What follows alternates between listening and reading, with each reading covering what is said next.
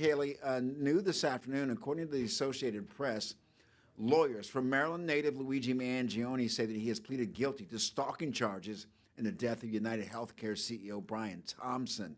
It happened today during a federal court hearing in New York. The murder happened outside of a New York City hotel back in December of 2024. He's still expected to appear in court on September 8th for the beginning of his trial on murder charges. His lawyers are trying to get the state to throw out that case on double jeopardy. All right, Mark. Yeah, we're keeping an eye on that one. I know the world has been. That has captivated many, the case of Luigi Mangione. And we've got a big update for folks in the district this afternoon. U.S. Attorney for D.C., Jeanine Pirro, says that a woman has been charged for vandalism here at the World War II monument that you see on your screen. It happened yesterday where bubbles, as you can see, it looks like a bubble bath bubbling over, were seen in the fountain along with graffiti sprayed on the memorial saying certain words there. I don't know if we're going to read those on the screen. But they say that Melissa Ferris is facing 2 felonies, facing up to 10 years in prison. She is now in custody, and we spoke with people who saw the aftermath yesterday, and here's what they had to say. Something that's honoring our veterans. Whatever your stance is on the politics right now, this isn't the place for it. Yeah, so we are following this one. It's unclear whether Ferris will face a judge today, Mark, but we're keeping an eye on it, and we'll have more on the news at 4.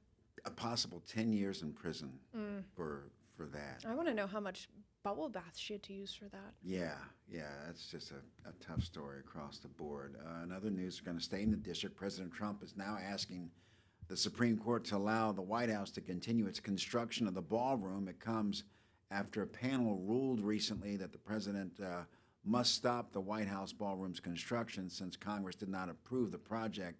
The construction of the ballroom is costing about $400 million. Well, the Kennedy Center board voted again to close the center for 2 years. The board, which is mostly made up of President Trump's appointees, also approved putting his name back on the building. Yeah, and that was just 3 months ago, Mark. That judge ordered the lettering to be removed and blocked the closure of the center. DC News Now's Daniel Hamburg has the latest. A tarpon scaffolding still covers the John F. Kennedy Memorial Center for the Performing Arts sign.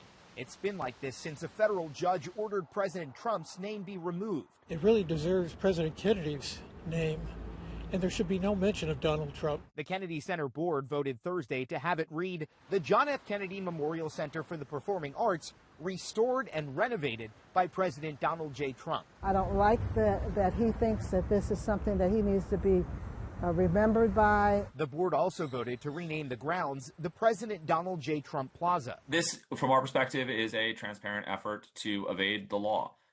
The court on May 29th was very clear. The Kennedy Center is named for John F. Kennedy and for no one else, and that Congress and Congress alone can change the name of the Kennedy Center. Nathaniel Zielinski is co-counsel for Congresswoman Joyce Beatty's lawsuit, which they won in May on not only the name change, the judge saying the board's decision to close was ill-informed and seemingly preordained. It's really a case about the rule of law, because the corruption at the Kennedy Center mirrors the corruption throughout the executive branch. And this is a very tangible, very visible symbol of that corruption. Neighbors aren't happy about the board's latest decision. They're plainly sucking up to him, and they're afraid of him, and they shouldn't let him do that. I mean, they shouldn't do that. They're going to ruin our beautiful icon here next to the Watergate.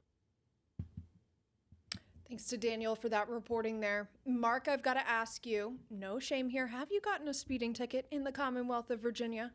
I have not, but I have friends who have. Sure. I think we all do, right? Well, if you got a speeding ticket in Northern Virginia, listen up. Alexandria police say that a programming error led to at least 115 tickets being issued outside of the legal enforcement period, and the tickets were given out in a school zone on Seminary Road on Hammond Middle.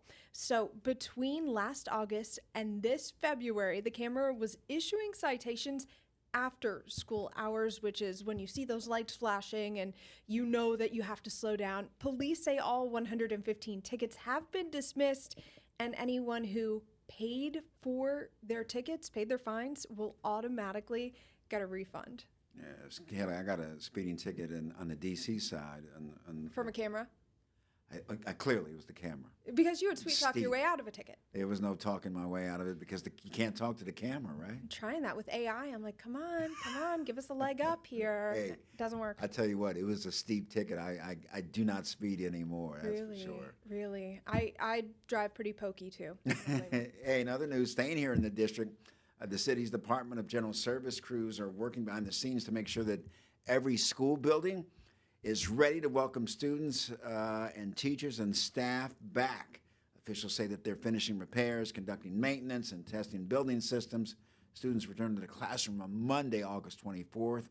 And DC News Now's Mario Carbone is going to have much more coming up on DC News Now at 4. I'm laughing because I love a pun, Mark. I love a pun, and the Montgomery County Agricultural Fair is back beginning today. It's 77th annual fair, and it is Maryland's largest county fair. And guess what it's called? It is Barn in the USA. Do you get it, Mark? I get it. I get it. Celebrating America's 250th anniversary while honoring Montgomery County's agricultural traditions and community spirit with 9 days of family entertainment, carnival rides, foods, contests, and more.